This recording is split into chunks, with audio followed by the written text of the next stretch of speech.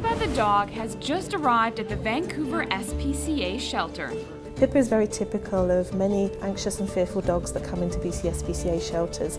Her tail's tucked between her legs, she's keeping close to the ground, her ears are back, she's vigilantly scanning her environment. Dr. Rebecca Ledger has developed a way to assess dogs based on their behavior when they come to the shelter.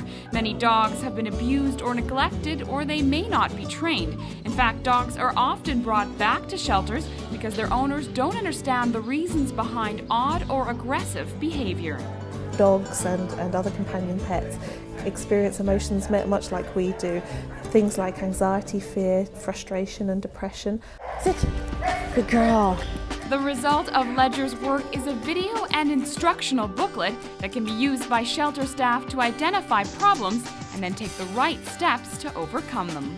In the shelter 5 years ago, you would have seen dogs that were running around in circles, they would have been bouncing off the walls, and what we've been able to do is implementing procedures so that we read those behaviors, understand what they mean for the dog's emotional state, and provide treatments for them. So we've had many international experts help us with the project. They've come here to Vancouver and participated in the video, they've contributed to the manual and given their expert advice.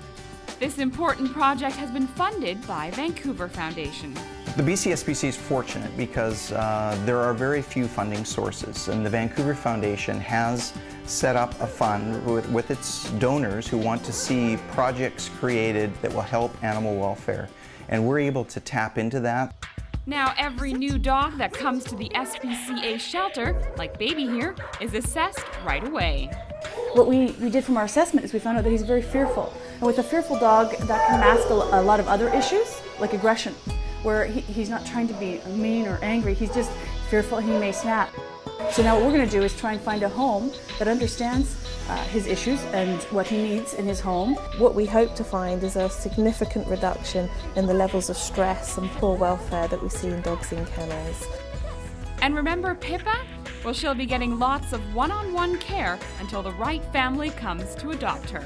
We would encourage that she's hand-fed, that she has a lot of socialisation time with people who are willing to apply gentle training techniques and lots of gentle petting and comfort for her. Hopefully the dogs never come back to the shelter. I mean, our long-term goal is to make good matches, not just to get them out of the shelter, but make good matches so that they don't come back.